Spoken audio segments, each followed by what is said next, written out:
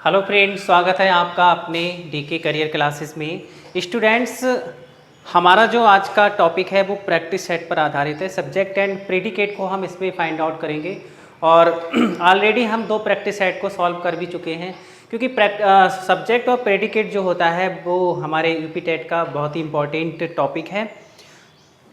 तो इसके बाद हम ये तीसरा जो हमारा प्रैक्टिस सेट होगा, इसको सॉल्व करने के बाद हम एक नए टॉपिक की तरफ प्रस्थान करेंगे। ठीक है, तो देखते हैं इसमें कौन कौन से सेंटेंस हैं जो हमारे एग्जाम के पॉइंट ऑफ व्यू से इम्पॉर्टेंट हैं। तो पहला लिखा है after a few days came the letter. After a few days came the letter, तो इसमें हमें सब्जेक्ट को और प्रेडिकेट को फाइंड आउट करना है। तो इसमें सब्जेक्ट क्या है? देखिए, सब्जेक्ट अगर हम भाट या हु से क्वेश्चन करते हैं वर्ब से, तो उसका जो रिप्लाई आता है वो हमारा सब्जेक्ट होता है। और एक बात और बताई थी कि जो सब्जेक्ट होता है वो नाउन या प्रोनाउन ही होता है। तो देखिए, सब्जेक्ट मैंने आपको ऑलरेडी बताया था कि सेंटेंस के शुरू में ज़रूरी नहीं कि हमारा सब्जेक्ट हो, सब्जेक्ट बाद में भी हो सकता है। जनरली इसी तरह के क्वेश्चन जो हैं वो एग्ज़ाम में पूछे जाते हैं, कंपटीशन में पूछे जाते हैं, जो हमारे माइंड को क्या करते हैं, हमारे माइंड को घुमा देते हैं। ठीक है, तो इसमें सब्जेक्ट क्या है? ये सब्जेक्ट नहीं है, ये है प्रेपोजिशन। आफ्टर जो है वो प्रीपोजिशन है, आफ्टर प्रीपोजिशन है। देखिए, ये मैं आपको सभी वर्ड जो हैं वो क्यों बता रहा हूँ, क्योंकि ये भी आपके एग्ज़ाम के लिए बहुत ज़रूरी है। मैं सीधा सीधा आपको बता दूँ कि भाई ये सब्जेक्ट है, ये आपका प्रेडिकेट हो गया, तो इससे कोई फ़ायदा नहीं है। देखिए, कंपटीशन में हमें जितना डीप जाम मिले उतना ही हमारे लिए अच्छा होगा। तो इसलिए मैं सभी वर्ड के बारे में आपको बताता हूँ कि यहाँ पर जो वर्ड है वो क्या रोल कर रहे हैं। तो यहाँ पर जो आफ्टर है वो एक प्रेपोजिशन का रोल कर रहा है। प्रेपोजिशन कैसे है, ध्यान रखना। ये आफ्टर जो है वो प्रेपोजिशन इसलिए है क्योंकि इसके बाद एक नाउन आया है। ठीक, एक नाउन आया है। अ फ्यू डेज, ये वाला ये तो नाउन है, ये वाला जो है वो नाउन है। और फ्यू जो है वो यहाँ पर फ्यू या ए जो है वो एक डिटरमिनर की तरह यूज किए गए हैं। तो डिटरमिनर और एडजेक्टिव जो होते हैं, मतलब डिटरमिनर जो होता है वो एक टाइप का एडजेक्टिव ही होता है। ठीक है, किसी भी नाउन से पहले अगर कोई वर्ड आ रहा है तो वो एक एडजेक्टिव की तरह रोल करता है। किसकी तरह? एडजेक्टिव की तरह। देखिए, एडजेक्टिव और डिटरमिनर में क्या अंतर होता है? तो डिटरमिनर जो होता है वो भी एक एडजेक्टिव की तरह ही रोल करता है, लेकिन जो हमारा डिटरमिनर होता है ना, वो नाउन को इंट्रोड्यूस करता है, नाउन को क्लेरिफाई करता है। और जो एडजेक्टिव होता है वो नाउन को क्वालिफाई करता है, उसकी विशेषता बताता है, उसको मॉडिफाई करता है। जैसे कि ए यहाँ पर जो आर्टिकल है वो डेज के बारे में, मतलब आ फ्यू जो है वो पूरा एक वो है। तो आ फ्यू का मतलब होता है कुछ। ये जो कुछ है ना वो इस नाउन को क्या कर रहा है? इंट्रोड्यूस कर रहा है कि कुछ दिनों। ठीक है, कुछ दिनों। तो ये यहाँ पर क्या है? डिटरमिनर है। तो अगर कोई प्रेपोजिशन की शक्ल वाला अगर कोई वर्ड आपको दिखाई दे रहा है, जैसे इन है, ऑन है, अपॉन है, आफ्टर है, ये सब हैं, और उनके बाद अगर कोई नाउन दिया है तो समझ लेना वो प्रेपोजिशन ही है। ठीक है, तो ये प्रेपोजिशन हो गया। इसके बाद जो ये केम है वो क्या है? केम है वर्ब। केम वर्ब है। वर्ब के बाद ये डेफिनेट आर्टिकल है जो डिटरमिनर की तरह यूज किया गया है क्योंकि नाउन से पहले आया है। और ये द जो है वो इस नाउन को क्या कर रहा है? इंट्रोड्यूस कर रहा है, द लेटर। तो लेटर यहाँ पर क्या है? लेटर नाउन है। तो अगर हम इससे क्वेश्चन करें कि after a few days came the letter, एक पत्र, कुछ दिनों के बाद एक पत्र आया। कौन आया? एक पत्र आया। कौन आया? एक पत्र आया। ठीक है, तो द लेटर जो है वो क्या है? द लेटर जो है वो सब्जेक्ट है।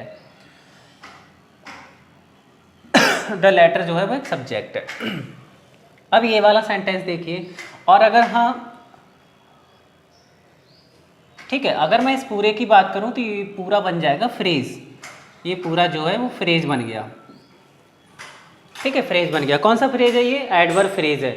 एडवर्ब फ्रेज है। कैसे एडवर्ब फ्रेज है? क्योंकि ये जो फ्रेज है इस केम को मॉडिफाई कर रहा है, इस वर्ब को मॉडिफाई कर रहा है। जो क्या कहते हैं, जो ग्रुप ऑफ वर्ड या कोई वर्ड किसी वर्ब को मॉडिफाई करेगा तो वो फ्रेज होगा। कौन सा फ्रेज है? ये एडवर्ब फ्रेज है। ये एडवर्ब फ्रेज है। ठीक है, एडवर्ब फ्रेज है। इसके बाद है on the top of the hill lives a hermit. On the top of the hill lives a hermit. ध्यान से समझने की कोशिश कीजिए।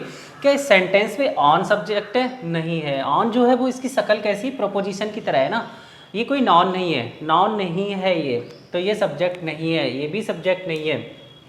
देखिए ये वाला जो क्वेश्चन है वो यूपी टेट में एक बार आ चुका है, और मैंने जब एग्ज़ाम दिया था तब ये क्वेश्चन आया था, और इसमें जनरली जो एस्पिरेंट्स थे उन्होंने सेंटेंस को गलत कर दिया था।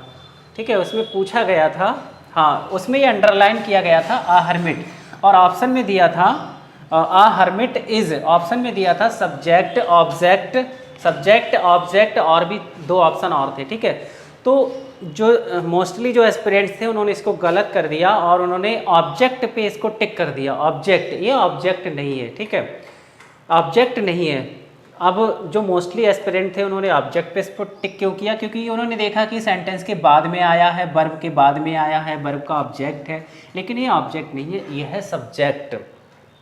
तो ये सब्जेक्ट है। देखो कैसे सब्जेक्ट है, इसका जरा हम अर्थ निकालें। On the top of the हिल, मतलब पहाड़ी की जो चोटी पर लिव्स अ हर्मिट। अगर हम सीधा सीधा इसका अर्थ निकाल रहे हैं तो इसका अर्थ निकलेगा कि पहाड़ी की चोटी पर, पहाड़ी की चोटी जो है, पहाड़ी की जो चोटी है ना, हिल ऑन द टॉप, पहाड़ी की जो चोटी, वो लिप्स माने रहती है, हर्मिट पर रहती है। क्या ये, आप मुझे ये बताइए, क्या जो पहाड़ी है, पहाड़ी की जो चोटी है, क्या वो साधु पर रह सकती है? नहीं, गलत है ना। कौन रहता है भाई? एक हर्मिट रहता है। एक हर्मिट जो है वो कहाँ रहता है? On the top of the हिल। तो इसमें ये करता है, ये सब्जेक्ट है, ये वाला हमारा क्या है? सब्जेक्ट है। ऑन जो है वो प्रीपोजिशन है, द जो है वो डिटर्मिनर है, और टॉप जो है वो नाउन है। वो क्या है? नाउन है। एक बात और ध्यान रखिए, अगर हमारा ये फॉर्मेशन हो, मतलब ऑफ प्रेपोजिशन दिया हो और ऑफ के बाद भी एक नाउन दिया हो, और मतलब ये फॉर्मेशन हो, मतलब ये वाला जो फॉर्मेशन है, नाउन हो प्लस कोई प्रीपोजिशन हो प्लस फिर नाउन हो। ठीक है, फिर नाउन हो, तो इसका फॉर्मेशन क्या बनेगा? यहाँ दा लगेगा और यहाँ पर भी दा लगेगा। यहाँ पे दा लगना जरूरी होता है, ठीक है, इसलिए दा लगा हुआ है। तो ये जो है इतना हमारा पोर्शन यहाँ तक का, लिप्स तक का, ठीक है, लिप्स तक का जो पोर्शन है वो क्या है? वो है प्रेडिकेट, ये है प्रेडिकेट। ठीक है, on the top of the हिल, अगर यहाँ तक की हम बात करें तो इतना जो पोर्शन है वो है adverb phrase. On the top of the हिल, यहाँ तक का जो पार्ट है वो है एडवर्ब फ्रेज। कैसे है? क्योंकि ये जो है वो इस लिप्स को मॉडिफाई कर रहा है, लिप्स को मॉडिफाई कर रहा है। अगर हम क्वेश्चन करें भेयर से, तब भी इसका रिप्लाई आएगा कि साधु कहाँ रहता है? कहाँ रहता है? तो वो चोटी पे रहता है। ठीक है, स्थान को शो कर रहा है। तो आई होप आपको ये 2 समझ में आए होंगे। नेक्स्ट है beside a green meadow stream used to flow. Beside a green meadow a stream used to flow, इसका मतलब ये हुआ कि जो एक स्ट्रीम थी, जो एक जलधारा थी, मतलब जो एक नदी है, वो यूज टू फ्लो माने बहा करती थी, बहती थी। कहाँ बहती थी? बिसाइड अ ग्रीन मेडा, एक हरे भरे, हरा भरा जो मेडा था, जो चरगाह था, उसके पास में बहती थी। तो क्या चीज़ बहती थी? हम क्वेश्चन करेंगे बाहर से, क्या बहती थी? तो हमारा निकल कर आया आ स्ट्रीम। तो ये क्या हो गया? सब्जेक्ट हो गया। ये क्या हो गया? सब्जेक्ट। अब इस सब्जेक्ट के बाद जो यूज टू फिला है, ये वर्ब का पोर्शन हो गया, और जो बचा है यहाँ पर ये मैडा, बिसाइड अ ग्रीन मैडा। ठीक है, बिसाइड का मतलब होता है निकट या पास। देखिए एक बिसाइड होता है, एक बिसाइड्स होता है, एक बिसाइड होता है और एक होता है बिसाइड्स। इसमें बहुत बड़ा कन्फ्यूजन क्रिएट होता है कि बिसाइड और बिसाइड्स में पेपर में आ जाता है, कन्फ्यूजन क्रिएट हो जाता है। बिसाइड जो होता है इसका मतलब होता है निकट या पास, ठीक है, और इस बिसाइड्स का मतलब होता है अतिरिक्त। अतिरिक्त, कोई चीज़ अतिरिक्त है, ठीक है, तो उसको कहते हैं बिसाइड्स।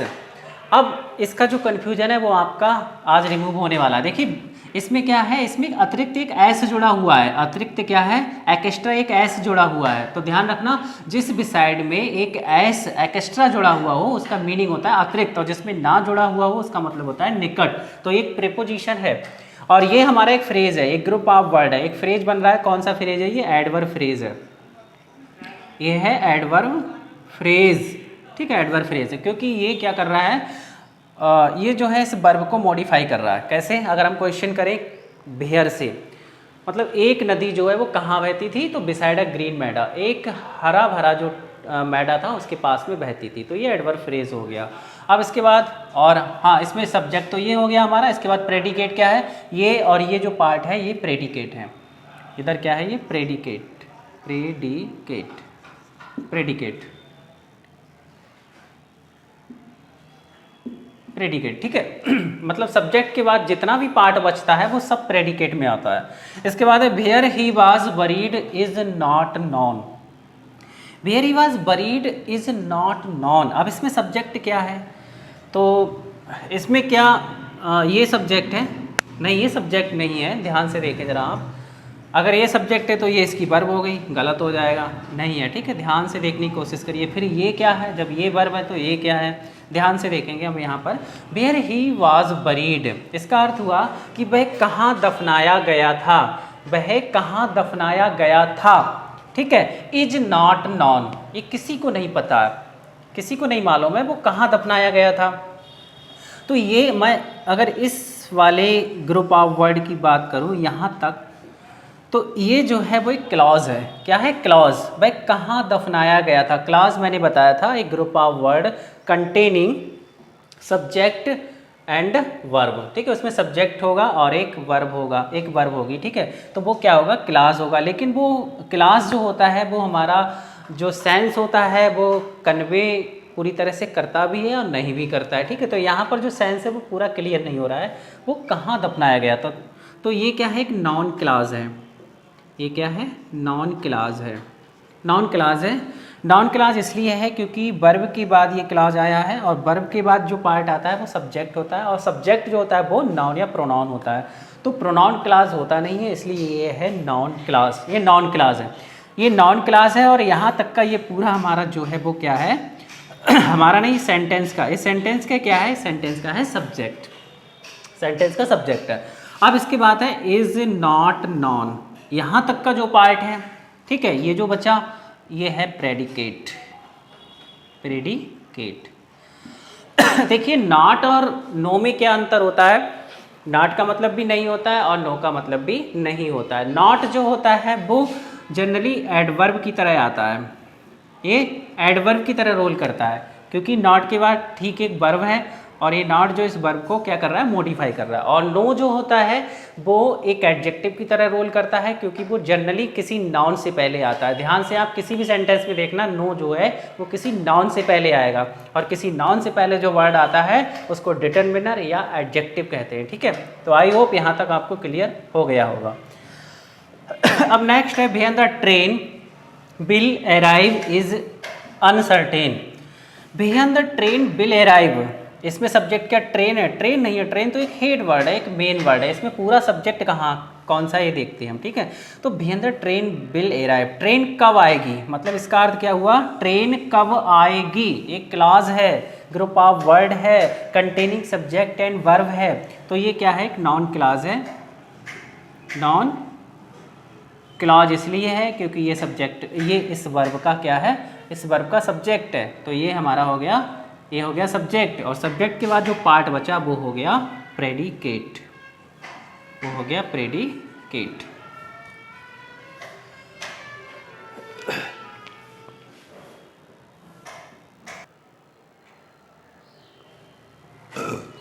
नेक्स्ट है बार्किंग डॉग्स सेल्डम बाइट। ये जो है वो एक प्रोवर्ब है, इसका मतलब हुआ भौंकने वाले जो कुत्ते होते हैं वो कभी नहीं काटते। कहने का मतलब जो गरजते हैं वो कभी नहीं बरसते हैं। गरजने वाले जो बादल होते हैं, जो गरजते हैं वो क्या करते हैं, वो बरसते नहीं हैं, ठीक है। एक प्रोवर्ब है। अब इसमें हमें सब्जेक्ट को और प्रेडिकेट को फाइंड आउट करना है। देखिए इसमें जो बार्किंग है, बार्किंग यहाँ पर क्या है, पार्टिसिपल है, PARTI, पार्टिसिपल, पार्टिसिपल, ठीक है, पार्टिसिपल है। अब पार्टिसिपल में भी ING जुड़ता है वर्ब में, और जो जीरंड होता है उसमें भी हम वर्ब में ING जोड़ते हैं। दोनों में क्या अंतर होता है, जीरंड में जीरंड जो होता है वो एक नाउन की तरह एक्ट करता है, ठीक है, और जो पार्टिसिपल होता है वो एक एडजेक्टिव की तरह या एक डिटरमिनर की तरह वर्क करता है, ठीक है। जीरंड, अब ध्यान से यहाँ पर देखिए पार्टिसिपल, देखिए ये सब चीज़ें मैं आपको इसलिए बता रहा हूँ, ये अब आप कहोगे कि इसमें केवल सब्जेक्ट एंड प्रेडिकेट की बात की जा रही, तो ये फालतू चीज़ें आप क्यों बता रहे हैं? देखिए, ये बताना इसलिए ज़रूरी है क्योंकि आप किसी कंपटीशन को फेस करने जा रहे हैं, आप कोई यूनिवर्सिटी का एग्ज़ाम देने नहीं जा रहे हैं। यूनिवर्सिटी के एग्ज़ाम में और कंपटीशन के एग्ज़ाम में बहुत बड़ा डिफरेंस होता है, बहुत बड़ा अंतर होता है। जब तक हम डीप में नहीं जाएंगे तब तक हम अपने कॉन्सेप्ट को अच्छी तरह से क्लियर नहीं कर सकते, ठीक है। अब मान लीजिए अगर ये सेंटेंस दे दिया और पूछ लिया आपसे पेपर में कि बार्किंग जो है, अंडरलाइन जो वर्ड है बार्किंग, और ऑप्शन दिए होंगे पार्टिसिपल होगा, जीरंड होगा, वर्ब होगा, ठीक है, तो ये भी आपको पता होना चाहिए और पूछे भी जाते हैं, इसलिए मैं ये भी आपको साथ साथ बताता चल रहा हूँ। तो ये बार्किंग जो है वो पार्टिसिपल है। पार्टिसिपल जो होता है वो एडजेक्टिव का काम करता है। अब कैसे एडजेक्टिव का काम कर रहा है? क्योंकि यहाँ पर जो है वो एक नाउन है, डॉग्स जो है वो नाउन है, और नाउन से पहले जो वर्ड आता है वो क्या करता है? इस नाउन को ही क्वालिफाई करता है। तो इस नाउन को ये क्वालिफाई कर रहा है, तो ये एक वर्क कर रहा है एज एन एडजेक्टिव की तरह, जो कि एक पार्टिसिपल है, जो कि आईएनजी से मिलकर बना है, ठीक है। तो अगर मैं बात करूँ इस पूरे पोर्शन की, तो ये पूरा पोर्शन जो है वो क्या है? वो है सब्जेक्ट। और इसके बाद जो सेल्डम है, सेल्डम का मतलब होता है कभी नहीं, तो ये है एडवर्ब। सेल्डम है, नेवर है, ऑलवेज है, ये सभी जो होते हैं वो एडवर्ब होते हैं, क्योंकि ये क्या करते हैं? इस वर्ब को मॉडिफाई कर रहे हैं, ठीक है। सेल्डम बाइट, बाइट माने काटना, ये वर्ब है, ठीक है, वर्ब को मॉडिफाई कर रहे हैं। तो वर्ब को मॉडिफाई करने वाले, एडजेक्टिव को मॉडिफाई करने वाले और खुद एडवर्ब को मॉडिफाई करने वाले जो वर्ड होते हैं वो क्या कहलाते हैं? एडवर्ब कहलाते हैं। तो ये क्या हुआ? मतलब ये इतना पोर्शन जो है वो हो गया प्रेडिकेट, प्रेडिकेट, ठीक है। देखिए, क्वेश्चन को सॉल्व कराने में टाइम तो लग रहा है, लेकिन आपको सारी बातें पता चल रही हैं कि सेल्डम क्या है। ये भी पूछा जा सकता है, पूछे जाते हैं यूपी टेट के पेपर में। सेल्डम अंडरलाइन कर दिया जाएगा, नीचे ऑप्शन में दिया होगा कि सेल्डम इज एडवर्ब, ठीक है, एडवर्ब एडजेक्टिव, तो आपको पता होना चाहिए कि ये क्या है। इसी तरह से नेक्स्ट सेंटेंस है आई स्टिच इन टाइम सेव्स 9। ये भी एक प्रोवर्ब है। स्टिच का मतलब होता है सिलाई, सिलाई। मतलब ये सेंटेंस ये कह रहा है कि सपोज करिए, मतलब कहीं से सिलाई जो है वो उधड़ गई है, अगर हम सही समय पर उसको नहीं सिलते हैं तो वो जो उधड़ा हुआ होता है वो और भी बड़ा हो जाता है, ठीक है। कहने का मतलब ये होता है कि अगर हमारे सामने कोई अपॉर्चुनिटी है, अगर हम उस अपॉर्चुनिटी का मतलब लाभ नहीं उठा रहे, तो वो अपॉर्चुनिटी जो होती है वो फिर चली जाती है, फिर हमें पश्चाताप होता है, ठीक है। तो इसका मतलब ये हुआ कि अब पछताए होत क्या जब चिड़ियाँ चुग गई खेत। इस प्रोवर्ब का मतलब ये होता है। मतलब पहले जब आपके पास टाइम था तब तो आपने उस काम को नहीं किया, लेकिन जब टाइम निकल गया, ठीक है, तो आप उसको करने बैठे, फिर आपको पश्चाताप के अलावा और कुछ भी मिलने वाला नहीं है। तो इसमें अब हम सब्जेक्ट को देखते हैं और क्या कहते हैं, प्रेडिकेट को देखते हैं। तो ए जो है वो इंडेफिनिट आर्टिकल है, जो कि एक डिटरमिनर की तरह यूज किया गया है, इस नाउन से पहले आया है। ये क्या है? एक नाउन है, और इसमें जो इन है वो प्रीपोजिशन है, प्रीपोजिशन है। जैसे एक सेंटेंस है कम इन, कम इन, कम इन में जो इन है वो प्रीपोजिशन नहीं है। कम के बाद जो इन है वो एक एडवर्ब है, और एडवर्ब ऑफ प्लेस है, ये एडवर्ब ऑफ प्लेस है, ठीक है। मैंने आपको बताया था कि हमारे जो पार्ट ऑफ स्पीच होता है उसमें जो कुछ वर्ड होते हैं वो अपना अलग अलग रोल करते हैं अपनी पोजीशन के अकॉर्डिंग।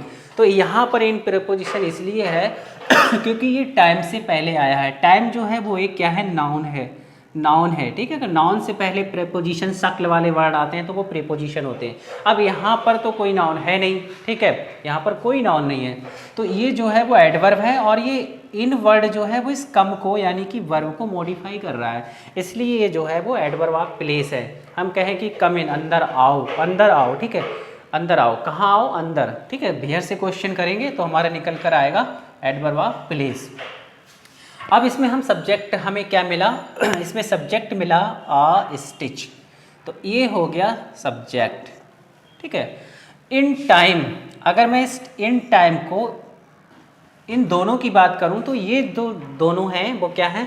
वो हैं फ्रेज, फ्रेज हैं। और ये कौन से फ्रेज हैं? एडजेक्टिव फ्रेज हैं, ये है एडजेक्टिव फ्रेज। देखिए, प्रेपोजिशन प्लस नाउन वाला जो होता है वो एडवर्ब फ्रेज भी होता है। एडवर्ब फ्रेज वो तब होता है जब वो किसी वर्ब के बाद होता है, किसी वर्ब के बाद होता है। और एडजेक्टिव फ्रेज वो तब होता है जब वो किसी नाउन के बाद होता है, किसी नाउन को क्वालिफाई करता है। तो ये नाउन है ना, इस नाउन के बाद है ये।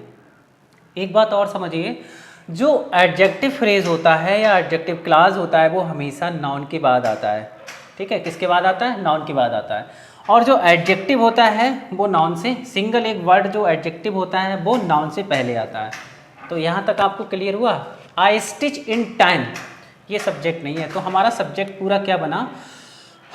हमारा जो सब्जेक्ट है वो इतना बना पूरा यहाँ तक का। ठीक है, ये इतना पूरा हो गया सब्जेक्ट, इस सेंटेंस का ये हो गया subject. I stitch in time ये सब्जेक्ट हो गया। इसके बाद है सेव्स 9 और ये क्या हो गया? प्रेडिकेट हो गया, प्रेडिकेट। ठीक है, तो आई होप आपको यहाँ तक समझ में आया होगा। तो ये इतना सब्जेक्ट हो गया आई स्टिच इन टाइम। और इस पूरे फ्रेज की बात करूँ, ये पूरे ग्रुप ऑफ वर्ड की बात करूँ तो ये नॉन फ्रेज हो गया, क्योंकि ये वर्ब का क्या है? ये वर्ब का पूरा सब्जेक्ट है। तो ये थे हमारे कुछ इम्पॉर्टेंट क्वेश्चंस जो जनरली एग्जाम में पूछे जाते हैं। और मिलते हैं किसी एक नए वीडियो में नए कॉन्सेप्ट के साथ। Thanks for watching.